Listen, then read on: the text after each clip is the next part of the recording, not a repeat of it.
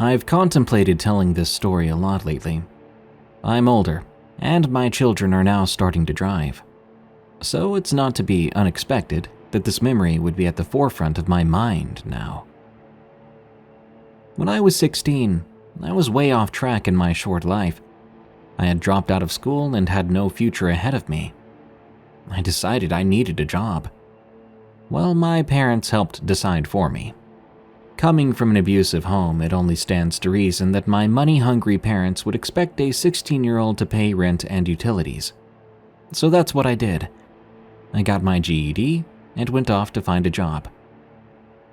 The place that hired me on was a mom-and-pop store. I was working as a bagger.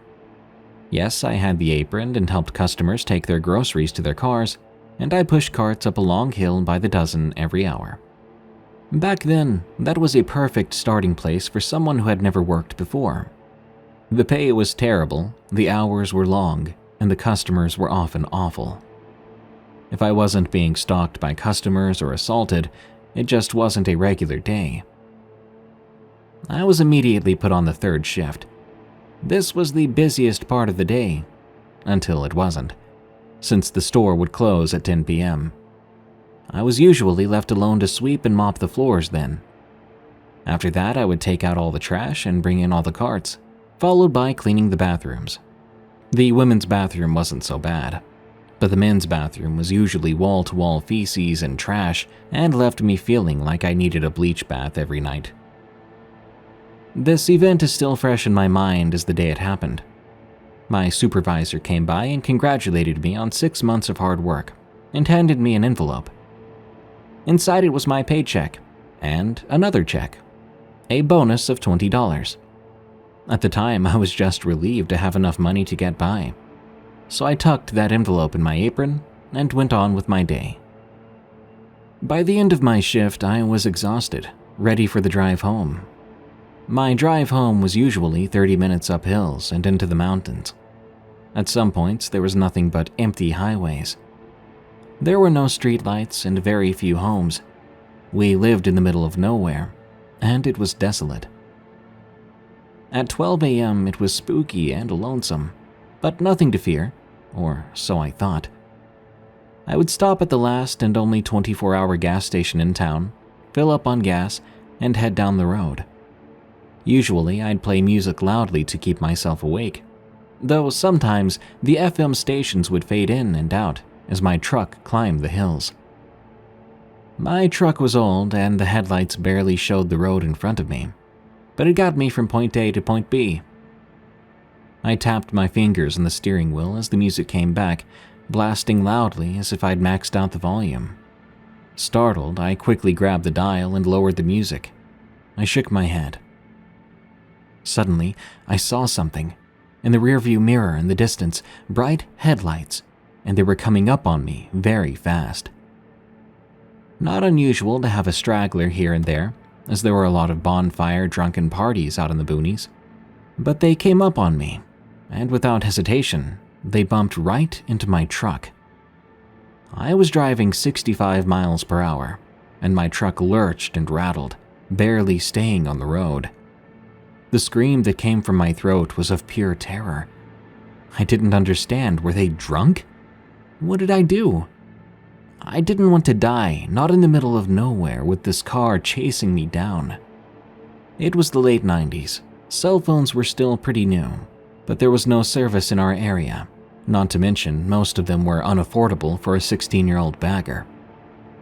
So I was completely and utterly alone in the middle of nowhere. I sped up, begging my truck to go as they came up again, hitting my bumper even harder. My truck swerved all over the road, catching gravel at some point. It flew up, hitting the windshield as I returned to the road. I knew my truck could not take much more. The car swerved around me and was now driving in the left lane. Its engine roared as it passed by. It was a 1970s-style Cadillac, a green color. As it passed by, I looked. I could not see the driver or passenger through the windows. As they got ahead of me and pulled into the right lane, I could make out two figures with my dim and useless headlights. They then started braking hard, which in turn caused me to brake and swerve. This went on for what felt like an eternity before they finally sped up and disappeared over a hill. There was a brief pause, a moment where I thought maybe they were done, bored, and had taken off. As I came up over the hill, in the halo of my dim headlights was the car, now parked in the middle of the road across both lanes. I screamed again as the car doors flew open. I couldn't see anyone inside, just doors flying open. I was confused, bewildered, scared. I only had seconds to act, and instead of braking, I went off the road, barely missing a mile marker as I flew by them. I hit the brush on the side of the road hard, small branches breaking against my windshield as I drove. I soon found a break between the mile markers as I gunned the engine. I felt the truck lift off the ground for a brief moment, and I hit pavement, sparks flying as I corrected the truck and drove with the gas pedal down to the floor. Screaming and crying, I pushed that old truck as fast as it could go, and the moment I saw my turn towards home, I swerved and hit the dirt road. I sped all the way home, turning my headlights off as I knew the roads like the back of my hand. The headlights were behind me, looking for me. I rolled into my driveway and shut off the engine, rolling behind a line of trees. In the pitch black, I double-checked the locks on the doors, and I lay down in the seat. I looked at my front door, knowing how many steps it was, and wondering if I'd be fast enough to make it inside. I soon saw headlights, and I held my breath, trying to control my sobbing. I knew that I was hidden behind this line of trees, but in my mind, I just knew they were going to find me. As the car rolled by, I ducked my head down and put my hand over my mouth, resisting the urge to scream in fear. The taillights hit up the night as the car rolled by and continued on. I waited, shaking and sobbing, fearful they would come back. I lay in the seat, not moving for what seemed like forever. Eventually, I sat up slowly. I looked around and decided to run for it. I unlocked the door and took off running. I stumbled and grabbed the railing of the stairs, climbing to the door. I jammed my key into the lock and I swung the door open, jumping inside quickly and locking the door as I cried. Of course, my parents insisted I was making this all up. Then they also wanted me to go to the police, which the police couldn't do much. The only proof I had was the damage to the truck, which they said could possibly just be my fault. I went back to work because I had no choice. I was terrified, looking at all the cars around me for months. To this day, I still wonder if they were after my paycheck. How long had they been watching me? What would have happened if I had stopped instead of swerving around their car? Why didn't I see anyone inside when those doors flew open? Where were the people? I'll never know for sure.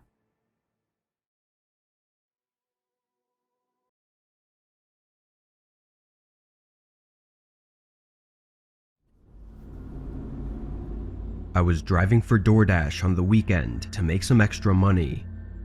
I worked a day job, so I could only start driving later in the night. When I started, it was a little past 9. I got my first order and dropped it off, then drove back to where the restaurants were. I drove in circles for a while, maybe 10 minutes without getting a single order. It was late, but on the weekends there would usually still be a decent amount of orders. Finally one popped up and I accepted it, though it was a small order with a small tip. After that one, I waited in a parking lot for almost 20 minutes before the next order came through. Obviously, this wasn't ideal, having to wait so long between orders and not even getting to choose which orders to accept unless I wanted to wait even longer. This order was another small one, but some money was better than none, so I accepted it. I picked up their bag from Taco Bell and counted the items to make sure it was right. 2 tacos and some packets of hot sauce. That was it. The delivery fee was probably more expensive than the food. I confirmed that I picked up the order, then got the directions to the house. It was 10 minutes away in some regular neighborhood. A few minutes into the drive, I pulled up to a red light. There was almost nobody on the road at this time of night, so I was just sitting at this empty intersection, waiting for it to turn green, when a truck pulled up next to me. I unconsciously looked over slightly, but the man in the truck caught my attention enough to make me turn my head fully. He was sticking his head out of the window and looking down into my car. Not at me, but at my passenger seat, which had the DoorDash bag in it. I looked back and saw the light was green, so I pressed on the gas. I had no idea why he was looking in my car, but he made it very obvious and didn't even try to hide it. I checked my mirrors, and the truck was now in my lane, cruising a good distance behind me. As I continued driving along my route, the truck stayed behind me, but I couldn't say for sure if he was following me or not, because the route was straight all the way until the neighborhood. When I turned in, I stared at my mirrors, waiting anxiously for the truck to pass the entrance, but after 10 seconds, he turned in behind me. There was a chance he just lived here, and I knew that, but after seeing him looking in my car, I felt like I was justified in my suspicions. The route had me go down a few turns in the neighborhood before taking me down to the last road with the address on it. I turned, and right away I saw the dead end sign a few houses down. I braked and pulled over, staring at my rearview mirror. The truck pulled in behind me and parked. As I waited in my car, trying to come up with a plan, the truck behind me was just sitting there with its headlights on. Then I got a text. It was from the DoorDash customer, asking when the delivery would be arriving. This was all coming together, and I realized that the man in the truck, likely my customer, was waiting for me to get out of my car. Even though I knew what was going on, I still had no way of getting out of it. After a minute of me panicking to figure an escape, the man got out of his truck. He walked down to my car, but stopped right by the trunk. I watched in my mirror as he stood there, looking at me through the back windshield. It was a tense moment, making my head panic with thoughts. Then all of a sudden, he slammed something into the windshield, shattering it. I put the car in drive and floored it, just as the man jumped onto the back and tried to crawl in through the broken glass. He fell off as I made a tight U-turn, and with the time it took for him to get up, I was able to carefully maneuver between his truck without any more damage. I saw him wobble across the street as I left and called 911. When police got there, all they found were the broken shards of glass laying in the road. I'm very thankful to have made it out with nothing but a broken windshield, but that night had me shaken up for months. I just hope he's not out there trying to trap more people and do who knows what to them.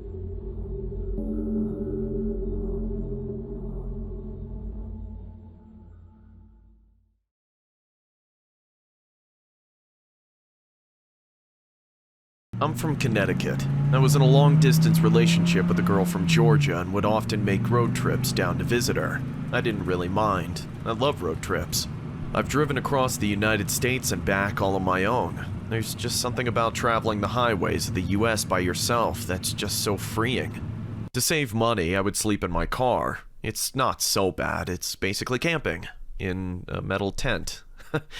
Makes you feel like you're really roughing it.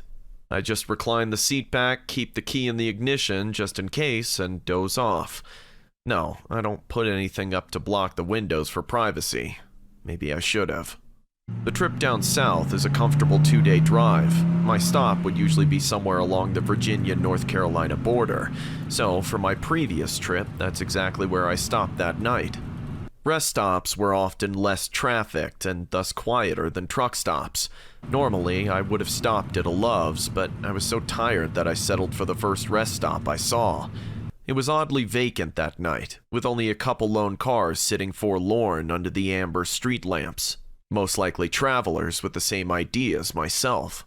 I pulled into a parking spot away from the others, under the shadow of a tree and far from the street lamps.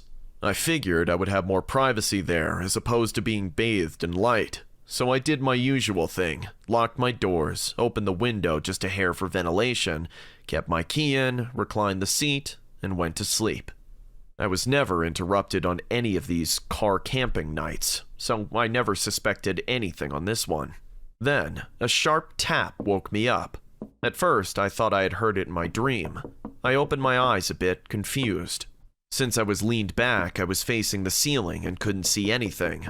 I heard another tap, like any tiny object hitting a hard surface. It came in an irregular rhythm. Was it raining? Was water dripping onto my windshield? I'm under a tree, maybe something fell from the branches.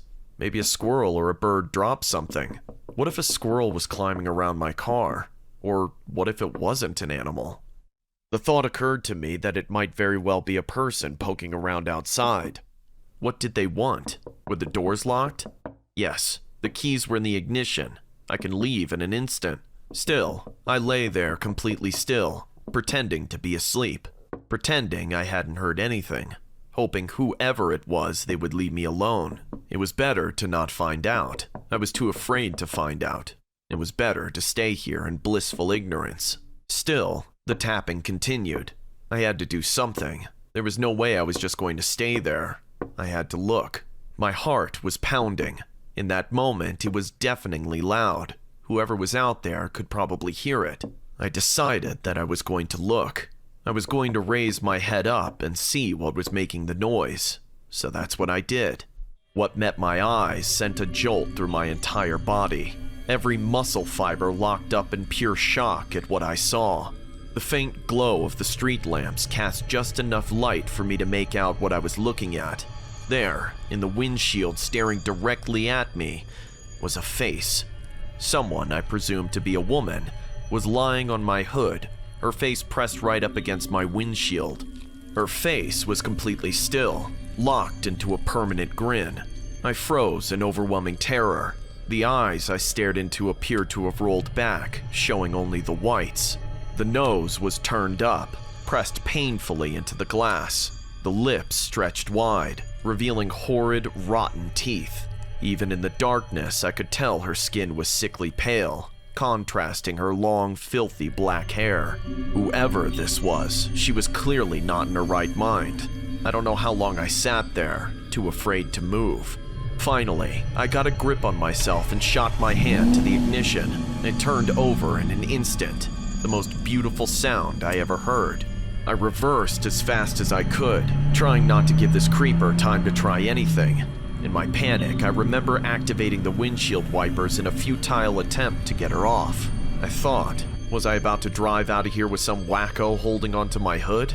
Thankfully, I didn't have to worry about that, because as soon as I stopped, the woman leapt off, landing on all fours. Seeing my opportunity, I shifted into drive and gunned it, right as I saw her reaching for the driver's side door. With my foot on the gas, I sped out of the parking lot. Behind me, I heard her let out a piercing shriek like that of an animal. I looked into my rearview mirror, and for a split second I thought I saw her chasing me, running on all fours, her black hair swinging wildly around her. I couldn't get a good look as I rounded a curve in the road, leading out of the rest stop and merged with the highway. There, I picked up speed and drove through the night. I did not dare stop again until I saw the morning light.